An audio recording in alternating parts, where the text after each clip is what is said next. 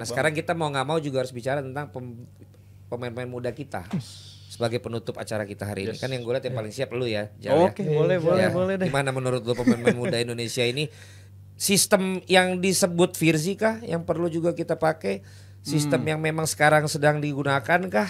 Terus apa yang bisa dilakukan oleh generasi-generasi baru ini? Kalau sistem ya idealnya seperti itu, tapi kita tahu betapa sulitnya untuk ngelakuin itu karena kan kita tahu kompetisi usia muda aja udah berapa tahun kan punya kesulitan untuk bisa menggolkan gol-gol peluang. Jangan ngotot, slow aja. Slow aja.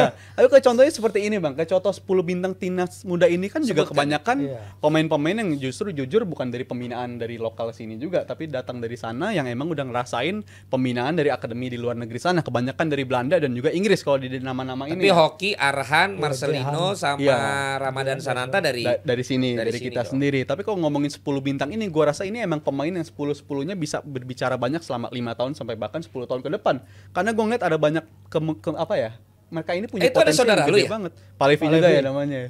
Ada hubungannya? Beda bukan. Nggak ada. Ayo kalau untuk ditanya siapa yang gue paling senang banget dari nama-nama ini, justru gue akan milih Elkan Bagot. Karena kita tahu dia udah ikut dari tahun 2021, nggak selalu mainnya bagus juga. Dia performa dia di turnamen, ada kadang dia bagus banget. Tapi habis itu kadang dia juga ada dropnya banget. Tapi gue memantau dia masih pemain muda. Dia udah ikut seberapa sering turnamen-turnamen dia diikut sertakan. Menurut gue ini pengalaman dia malah makin banyak.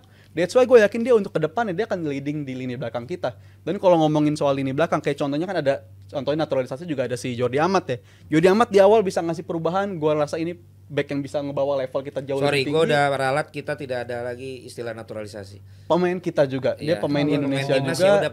Pemain timnas Indonesia. Contohnya Jordi Amat. Diaspora kita ini contohnya Jordi Amat di awal dia bisa ngangkat level kita 2 level 3 level, tapi di turnamen kemarin terakhir Piala Asia kayak contohnya, jadi gua rasa dia jadi salah satu pemain yang tampilnya buruk juga. Jadi gua mengharapkan Elkan Bagot bisa ngambil pengalaman sebanyak-banyak kayak di turnamen-turnamen yang dia udah ikut sertakan, dan menurut gua kedepannya malah makin bagus lagi si Elkan Bagot ini. Kita tahu dia juga tampil di level Liga Inggris. Tapi di klubnya dia udah mulai dikritik loh. Dia mulai di Bristol Rovers asal lo tawanya. Dan sekarang baru dipinjemin kan itu. Tadinya di Ipswich dan dipinjemin. Karena dia nggak perform makanya dipinjemin, pinter. Tapi gue kan juga udah sering skeptis gitu sama pemain-pemain diaspora ini yang udah datang ke Indonesia. Gue mikir dia aja di liganya sana agak dibuang juga sebenarnya, nggak diperhitungkan makanya di negaranya sana. Tapi ketika main di sini justru menunjukkan level mereka emang bisa membawa level yang bagus. Kayak contohnya contohnya si Ivar Jenner, abis itu si Rafael Struijk, bahkan Rafael Struijk menurut gue bagus banget. Dan contohnya salah satunya si Justin Hubner, ikut di turnamen Piala Asia, nggak perlu ikut latihan segala macam, ternyata bisa ngasih level permainan kayak begitu. Menurut gue ini menunjukkan walaupun mereka di sana dibuang istilahnya, nggak dipercaya sama tim bahkan negaranya atau bahkan timnya, tapi mereka bisa membawa level yang mereka sangat standarnya itu tinggi, dibawa ke sini, itu nular ke yang lain. Kenapa? Konklusi omongan lo. Gue juga bingung. Standar yang dibawa sama pemain-pemain diaspora ini tinggi banget Bang. Meningkatkan level timnas. Bukannya soal menyingkirkan pemain-pemain yang lain, tapi justru malah mengangkat level yang lain. Contohnya juga salah satu. Oke, udah lu terlalu panjang. Atau ini terlalu panjang enggak. Martin Paes. Judulnya apa sih tadi? Apa? Judulnya apa, ngomongnya apa ini? Makanya tadi gue bilang apa konklusinya. Gue sampai lupa tadi nanya apa. Bener, angkat level Bang, angkat level. Kok amburadul kemana-mana gitu. Angkat level dong. Karena gue tadi tidak membahas apakah program diaspora itu bagus atau enggak. Yang gue bilang keadaan kita sekarang, pemain muda sekarang, kita mau yang seperti apa, berarti bagaimana cara kita membentuk generasi yang dikatakan tadi Inggris tuh lagi bagus gitu loh. Nah, gue tuh tantangannya besar. Udah. Ini Bang Firzi nih. Enggak, tadi soalnya lu kayak ada mau nyangga, cuman lu ngomongnya pelan gitu. Oh, enggak. Maksud gua kalau kita lihat pemain-pemain yang diaspora yang bermain di luar ya, itu kan juga disebabkan oleh beberapa pemain kita yang di dalam negeri mungkin kurang perform kayak biasanya. Kenapa ada Martin Paes sementara Hernando Ari dibagi Persebaya formnya lagi nggak eksepsional. Dia juga ada cedera bahu. Rizky Ridho yang seharusnya jadi palang pintu berikutnya kita timnas, tapi formnya bersama Persija juga nggak bagus, bahkan cenderung menurun bersama dengan tim yang lagi nggak baik ya. Jadi not individual tapi dia terlibat dalam tim sehingga berpengaruh juga. Mungkin kalau kita lihat dari lini depan Coach Shin itu selama Piala Asia kan dia nggak bisa memainkan Ramadan dan Dimas. Sementara Ramadan ini di beberapa pertandingan terakhir perform, Dimas juga perform. Semoga kedepannya ada kesempatan bagi mereka. Ini kita ngomongin untuk laga lawan Vietnam dulu ya Bang ya. Karena gue pertanyaan gue lebih ke bagaimana kita bisa untuk dapat generasi emas. Menurut lo untuk kita yang cocok sama kita tuh yang seperti apa untuk bisa menghasilkan itu? Menurut gue ningkatin partisipasi itu pasti. Tahun 2017 jumlah pasti Abang tak lebih tahu ini. Jumlah pemain sepak bola kita 66.000. Tahun 2023 waktu itu Coach Justin pernah bikin podcast sama Mbak Tisha, itu katanya udah meningkat 300-an ribu ya Coach sekarang. It's great, it's nice. Tapi kalau kita bandingin dengan Jepang yang punya hampir 900.000 pemain terdaftar dengan jumlah populasi yang nggak nyampe setengahnya kita, perlu ada lebih banyak PR.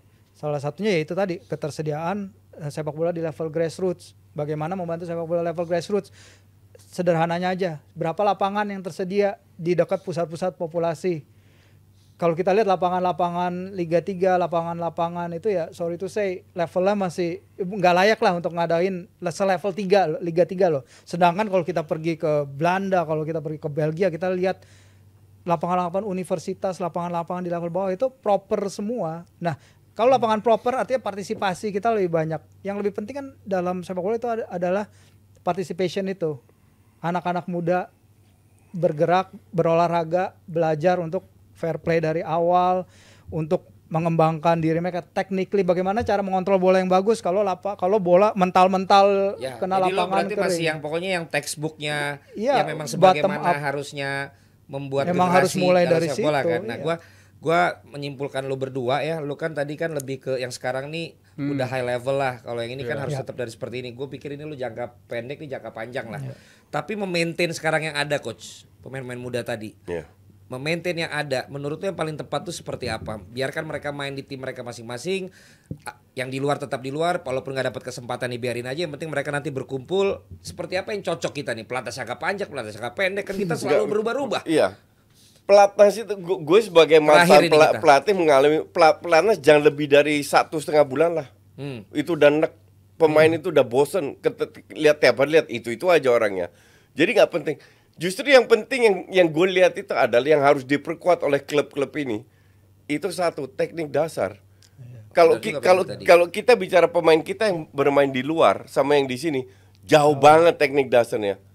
Gue masih inget Rizky Rode diomelin sama Arhan karena kasih crossing dua kali kejauhan. Yang out 2 kali beruntun sampai Arhan marah-marah. Hal-hal sesimpel itulah. Jadi satu, fokus ke teknik dasar dulu para pemain yang di Liga 1. Kedua, fokus ke disiplin. Oke, fisik ditingkatkan. Visi ditingkatkan. Kalau lu udah bisa meningkatkan 4 ini, ya pelan-pelan lu bisa bersaing. Gue somehow happy bahwa pemain kita itu ada yang bermain di luar. Mau itu namanya Marcelino atau Justin atau Asnawi atau Arhan, karena mereka memberikan dimensi yang berbeda dalam bermain sepak bola, dan semoga pemain lokal itu bisa mengikuti, dan itu akan mengangkat level kita. Jadi para pelatih, para klub harus punya keinginan untuk mengangkat level Liga 1. Nggak bisa hanya dari PSSI karena mereka ada pelakunya. Dan ini kita juga harus dukung dengan segala atmosfernya ya. Karena kan akhir-akhir ini juga gimana ya, kondisi atmosfernya juga tidak mendukung gitu loh, dalam arti ya banyak gimana Liga 1? Iya, banyak hal yang terjadi lagi kan. Ya udah, tapi kita nggak usah bahas itu. Ya, kita pikir yang jelas sekarang mau jangka pendek jangka panjang, mudah-mudahan aja nih ditemukan formulasi yang tepat kan. Berarti kan menurut lu lebih baik yang di luar tetap di luar walaupun dia tidak dapat tempat utama kan. Yang penting dia bermain di luar kan. Bahkan gue sangat sayangkan kalau si balik ke sini gitu bukan kan. Asnawi main di Thailand. Oh, pindah. Iya, gue pengennya dia main tetap di levelnya Korea. Di Korea, Jepang atau kalau perlu ke Eropa sekalian. Mau divisi 2, divisi 3. Oke lah kalau begitu ya, tapi satu saja ada gambarnya si itu kemarin. Gue sangat sayangkan ya, karena gue berulang kali waktu dulu pernah jadi komentator itu gue kasih tahu juga si Wahyudi Hamisi ini jangan terlalu kasar gitu loh. Jadi kemarin kita lihat ya ini kejadian ini, sekali lagi gue nggak ada tendensi apa-apa, tapi Wahyudi udah minta maaf juga. Maaf, ya. Yang artinya secara berjiwa besar sudah minta maaf, tapi ya kalau bisa janganlah diulangi lagi karena sudah beberapa kali pernah tercatat gaya main dia. Pugliara dulu. Ya, waktu itu juga dianggap dia yang bertanggung jawab terhadap Pugliara. Berapa kali juga gue lihat waktu itu lagi jadi komentator, emang gue menyoroti mainnya emang bukan keras, tapi di atas level keras gitu. Jadi ya ini rekan seprofesi, biar bagaimanapun kan. Iya betul. Artinya lo itu kolega itu semua. lawan di lapangan, tapi lu sesama pencari nafkah di bidang yang sama gitu. Jadi ya kita mudah-mudahan berharap juga tidak ada juga lagi yang bisa seperti itu.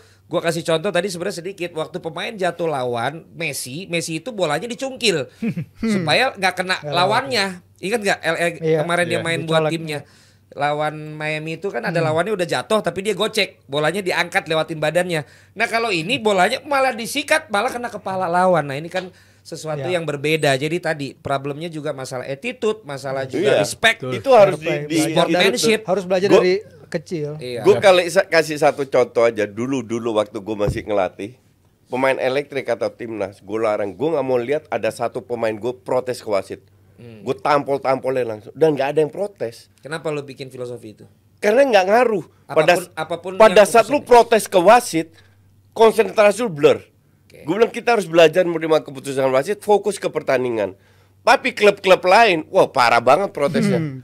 Dan itu kan dibiarkan. Gue melarang keras pemain gue, entah itu di timnas, entah itu di klub di mana, protes wasit.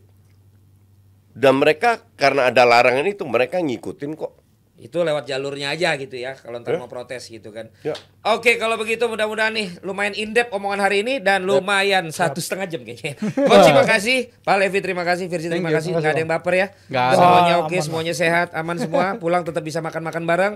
Ya, biasanya malah yang berantem ini kolom komen. Di kolom komen juga udah cukup. Tadi barusan berdebatnya di komen, sekarang udah santai lagi. Nikmati juga kita sekarang ada shop kita ya untuk bisa beli-beli apa kek yang kita juga sedang siapkan untuk kalian. Pokoknya happy-happy semua untuk ngomongin sepak bola. Sampai ketemu lagi di DP berikutnya. Ciao. Tadi di grup